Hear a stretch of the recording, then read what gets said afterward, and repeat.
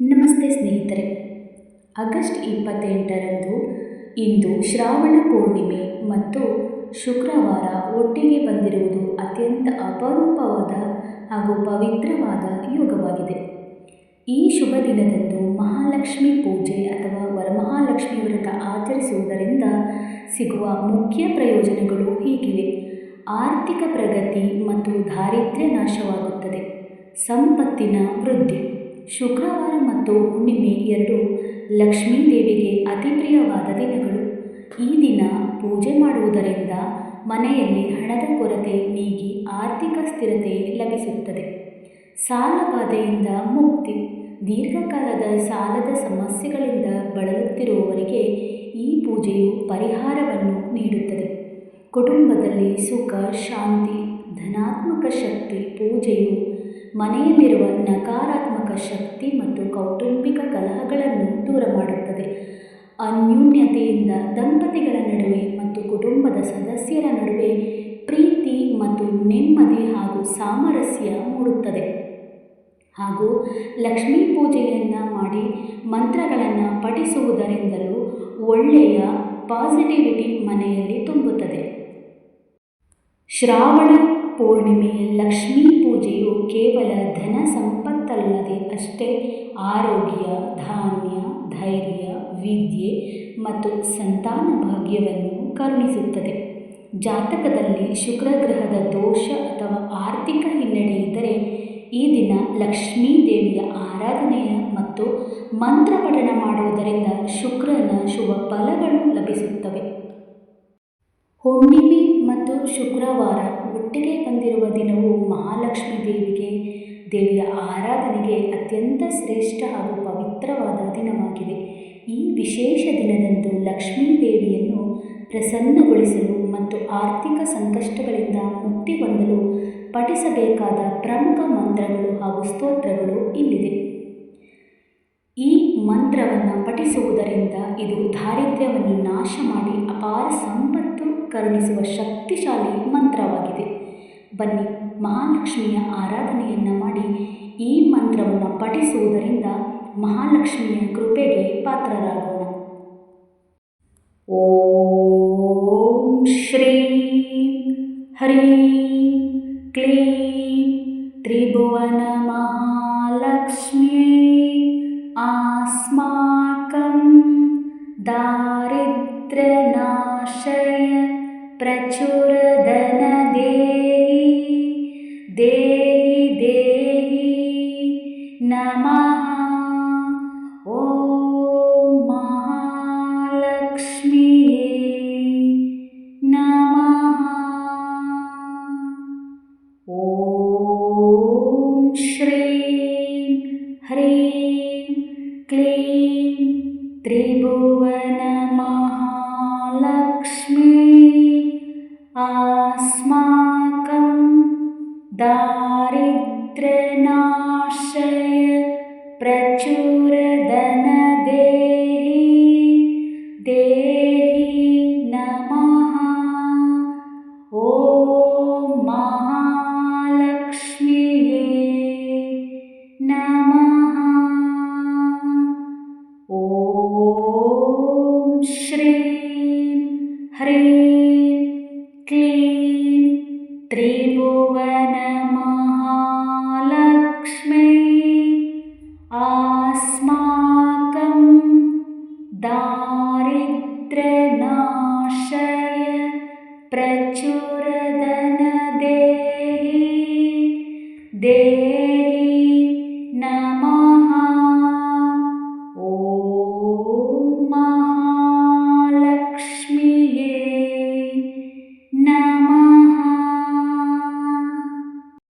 ಓಂ ಶ್ರೀಂ ಹ್ರೀಂ ಕ್ಲೀಂ ತ್ರಿಭುವನ ಮಹಾಲಕ್ಷ್ಮ್ಯೈ ಆಸ್ಮಾಕಂ ದಾರಿದ್ರ್ಯನಾಶಯ ಪ್ರಚುರಧನ ದೇಹಿ ನಮಃ. ಓಂ ಮಹಾಲಕ್ಷ್ಮಿಯೇ ನಮಃ.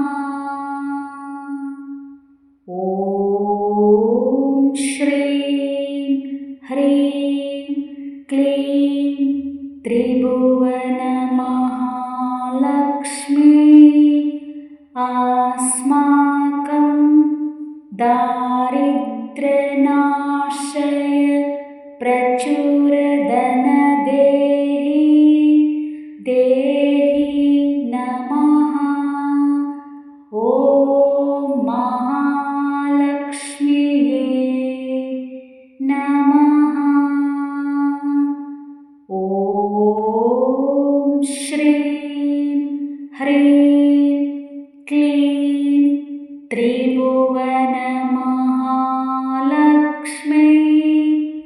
अस्माकं दारिद्र्यनाशय प्रचुरधन देहि नमः। ॐ महालक्ष्म्यै नमः। ॐ श्रीं ह्रीं क्लीं त्रिभुवनमहालक्ष्म्यै अस्माकं दारिद्र्यनाशय प्रचुरधन देहि नमः।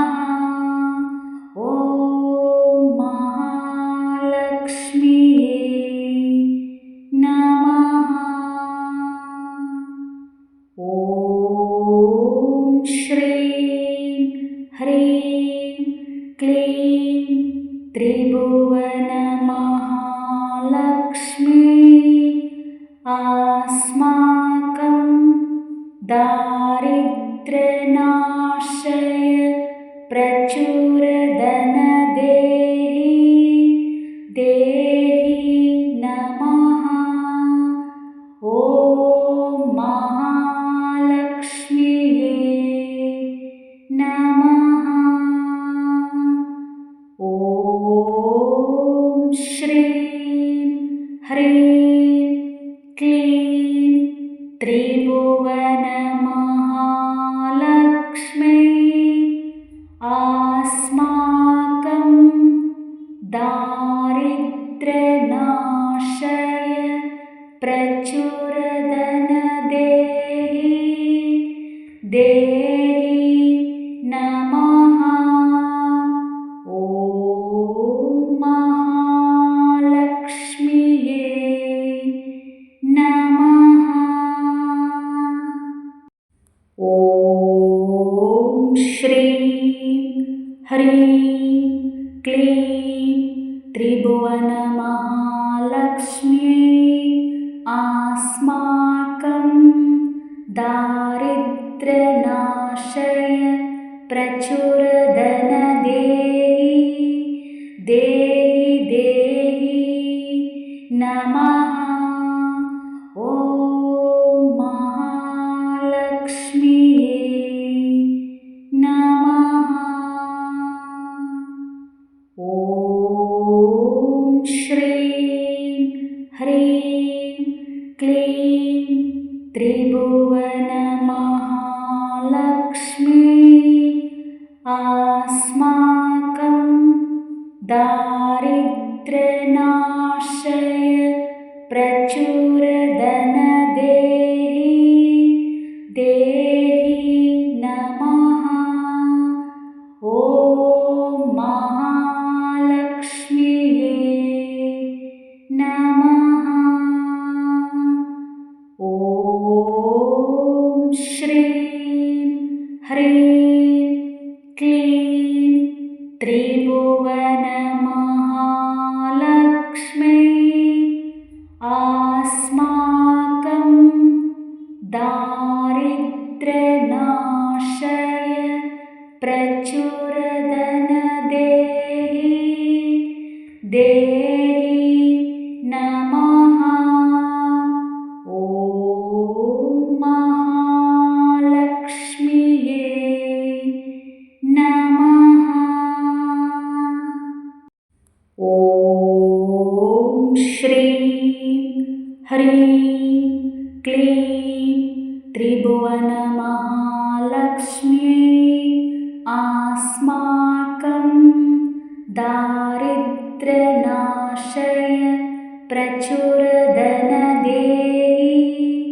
देहि देहि नमः। ॐ महालक्ष्मीये नमः। ॐ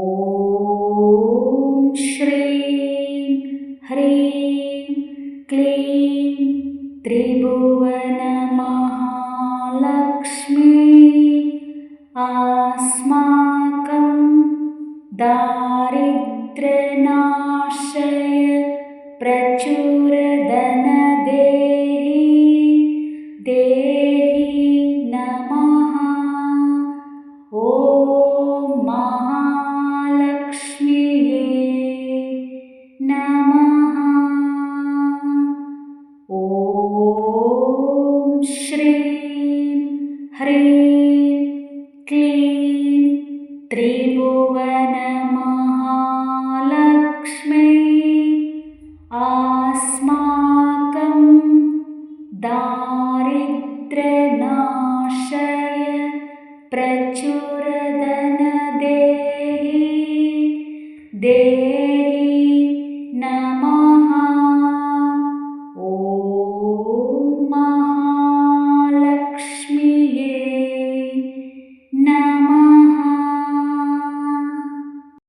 ॐ श्रीं ह्रीं क्लीं त्रिभुवनमहालक्ष्मी अस्माकं दारिद्र्यनाशय प्रचुरधनदेहि देहि देहि नमः। ॐ महालक्ष्मीये नमः।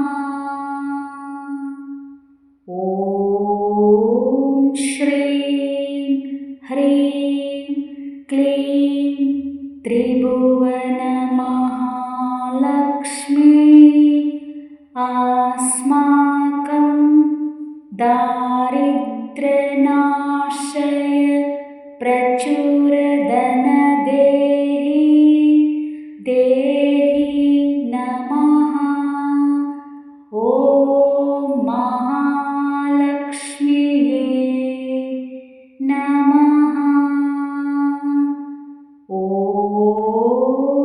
श्रीं ह्रीं क्लीं त्रिभुवनमहालक्ष्मी अस्माकं दारिद्र्यनाशय प्रचुरधनदेहि देहि